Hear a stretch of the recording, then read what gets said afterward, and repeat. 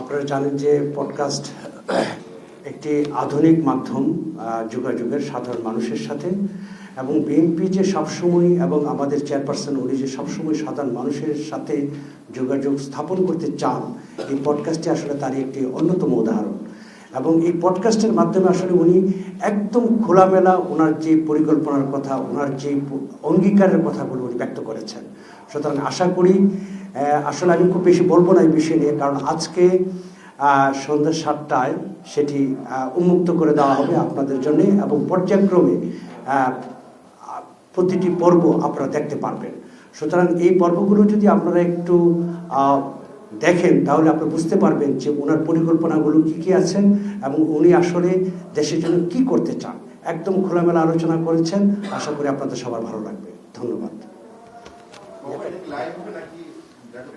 এটা রেকর্ডেড হবে, যেহেতু উনি আপনারা জানেন যে উনি বিভিন্ন প্রচারণার কাজে উনি আসলে ঢাকার বাইরেই এখন ব্যস্ততম সময় কাটাচ্ছেন। সুতরাং সেই কারণে আমরা আসলে এটা লাইভ করার পরিকল্পনা ছিল আমাদের, কিন্তু ওনার ব্যস্ততার কারণে আমাদের রেকর্ডেড করতে হয়েছে।